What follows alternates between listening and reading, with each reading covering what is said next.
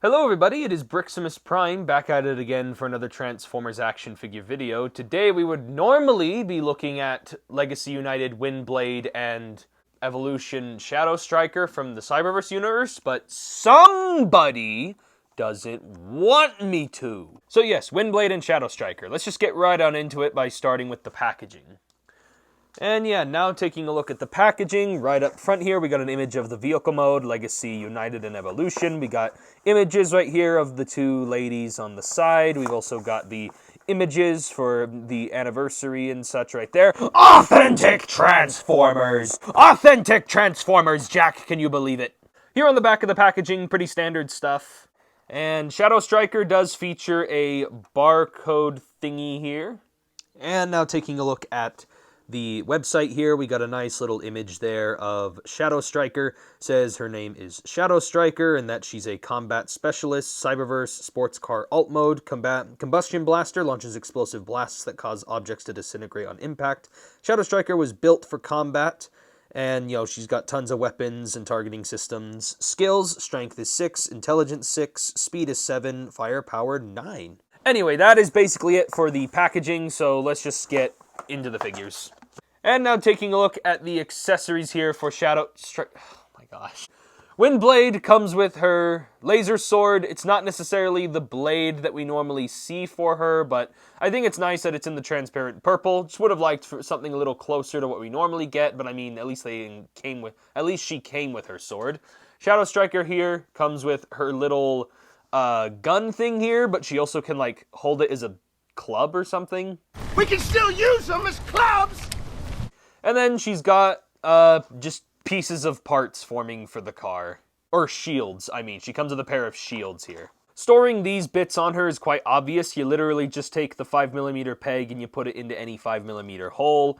And then, of course, the gun accessory you can just stick in her hand. I mean, that's gotta be kind of obvious, right?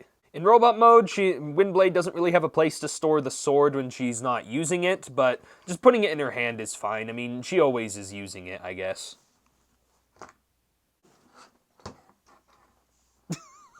I think my cat's playing with this toy more than I have. This guy always loves to take my chair every time I'm trying to review something. Anyway, taking a look at the up-close details on Shadowstriker here. The head sculpt on this figure is definitely the best part of her. I think it's also the closest thing to the actual Cyberverse cartoon. I like the monocle eye right there, and I appreciate the blue, but also that metallic, shiny blue in the face as well. Gives her a bit of life, along with the red eyes. And just the kind of bucket head looking design always is a surefire way to have a nice Decepticon design going around, but sadly the rest of that is kind of lost here with the rest of the body, in my opinion. It's not that this is a bad toy or it's not, very functional, it's just that the fact that this thing, they literally took no effort to make this look not like Sideburn. When this figure first got revealed, it was very obvious right from the get-go that this was going to turn into the Legacy United Sideburn, but as of right now, I'm still a little upset that they didn't even bother trying to retool any of the chest or even retool some of the stuff, because now Shadowstriker here is stuck with details that don't even have to do with this particular character design. And I know this is a valid complaint because the Windblade happens to look exactly like or at least close to what she looked like in the cartoon show. Like, a lot of this Windblade design really invokes a lot of those Cyberverse details and such, but it also manages to reference a lot of other designs of this character throughout the years. That being said, I understand that the original character to ever bear the name Shadowstriker was a Sideburn retool. At the very, very least, they should have retooled her chest. Or the solution, according to some people, is just to bring this piece forward and give her a bit of a breastplate, which... Hey, yo! I shouldn't have to modify the figure to make me feel better about it, is the point I'm trying to make. And also it's a shame because this thing has really good articulation as well, so that is a plus that definitely, makes me have a better opinion on this figure. It's got a ball joint at the head, which allows her to look left to right. It can pivot, not really side to side, but it can shift up and down a little bit. Shoulders are a little weird. Instead, it's kind of similar to like the Kingdom Rat Trap, where like the shoulders are plugged into the back instead of being plugged in sideways of the chest. So it allows for the arms to move up very far and down very far. Shoulders can rotate forward and back like so. And, you know, that's pretty much it for the shoulders. Bicep swivel, 90 degrees of bend at the elbow. There is a wrist swivel. At least they gave her wrist swivel for a deluxe. A waist swivel right here. There's also these skirts in the back that, you know, are the car doors. These thankfully accommodate and get out of the way for that articulation. The hips can rotate forward that far. They can rotate back that far. They can move outward that far. Thigh swivel, overnight, it really is just 90 degrees. Ankles can move up, they can't really move down, and she does have some ankle pivot. I just wish they would have made it to where it doesn't feel like I'm buying two of the same figure, especially when I go and buy Sideburn. Going over Windblade again, I really like her head sculpt. I love the amount of paint that really went into this head sculpt. The shoulder pads and some of the design traits here do reference that a Cyberverse design, especially with her having these huge boobies feet with and then it kind of goes into the skinny legs. But again, that's not a bad thing. It's just something that I've noticed and wanted to point out. And also something I want to point out is, man, she has a lot of baggage. Apparently there is a way to remove this back here, but honestly, I don't hate it that much. I just think that they could have done a little better, but overall, I think she still at least maintains a good silhouette from the front. I also appreciate these back leg fillers, so there's no hollow gaps on this figure as well. That is another thing I can appreciate, is at least she is not weighed down by the baggage of other female Transformers. Going over Windblade's articulation, she does have a ball joint at the head, which can look left to right. It can look up and down. No head pivoting or anything. Wings can kind of go back and forward. They can move up and down. These little turbine bits can rotate. The shoulders can move outward that far. They can move downward that far. The shoulder pads can shift. Bicep swivel, 90 degrees of bend at the elbow. Wrists do rotate. She does have a waist swivel. Hips can rotate forward, they can rotate back, they can move outward that far, thigh swivel, 90 degrees of bend at the knee, ankles can move up and down, ankle pivot, and then this little heel spur thing is also adjustable for any additional articulation. And now getting into comparisons, here is the Cyberverse universe, Windblade and Shadowstriker compared next to the last Legacy United figure I took a look at, the Tasmanian Kid core class from Beast Wars II. And then another character who also appeared in the Cyberverse cartoon / another Decepticon and swordsman.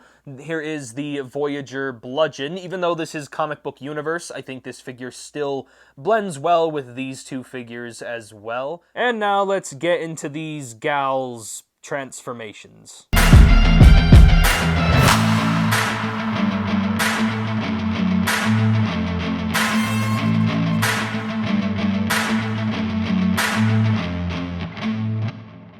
And now taking a look at Windblade and Shadowstriker, we'll start with Shadowstriker right here. Honestly, the car mode is not that bad. I mean, it's nice to get more Decepticons that transform into cars. I mean, because they're very uncommon to find, so it's very nice to see one right here.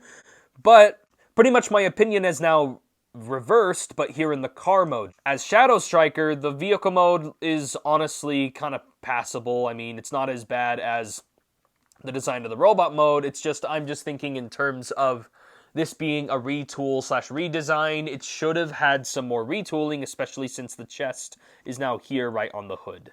Also, the crotch from the robot mode is now here on the hood of the car, so this has to be the most intense pelvic thrust ever. But besides that, it's still a nice looking car. I like the rims, and the wheels make it roll really well, and also all the accessories and weapons can store on it very cleanly. So Windblade, on the other hand, got a little bit more critiques with me. Now, let's be completely honest. To be honest, this figure is still, in my opinion, the best version of Windblade we have so far. Out of all the RID 2015 ones, and compared to that original Thrilling 30 figure that came out 10 years ago, and so on and so forth. This is definitely the best Windblade figure that has been released by Hasbro so far, but that doesn't mean it's perfect. I like the nose cone here in the clear cockpit. Should have just been slimmed down just a little bit more.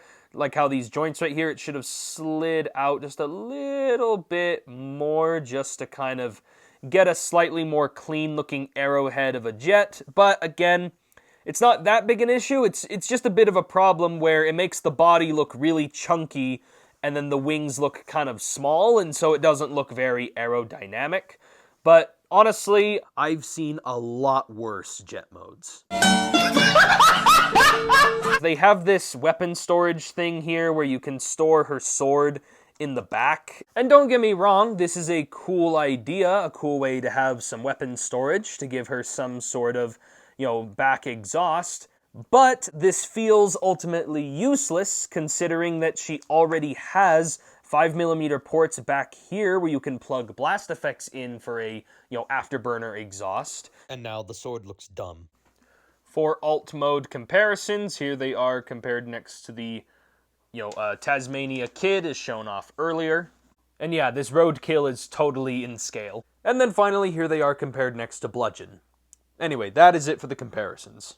And yeah, I like the vehicles. I think the vehicle modes are pretty surfaceable. I mean, they're not the best things in the world because I feel like Hasbro keeps trying to make molds where they're kind of like in the middle and they're able to retool them with something else. Like they keep focusing on like, well, how can we reuse this mold instead of how can we make this mold the best it can be? And then they can come up with the retooling afterwards. I mean, in my opinion, it's just the figure needed more retooling in the chest, at least Shadowstriker specifically. Windblade, I think, just needed a little bit more, making look a little more sleek in the jet mode. But I'm still impressed with what they were able to accomplish, considering what they had for the robot mode and how pretty clean and not as kibbly as the robot mode looks. Because, I mean, again, we've seen female Transformers with a whole lot worse. Yeah, so if I had to give these ratings for the Windblade, I give her a very solid 8 out of 10. Shadowstriker, I'm going to give her a very solid 6 out of 10. It's still a great figure, it's just not to what I personally wanted for Shadowstriker, but it does make me slightly excited, but also slightly concerned for Sideburn, because I really hope he turns out, or at least is better in person. But yeah, that is basically it for this review. If you guys liked it, or if you at least, agree with me, give me a like on the video. Thank y'all for watching. This has been Briximus Prime, and I'll catch you guys next time.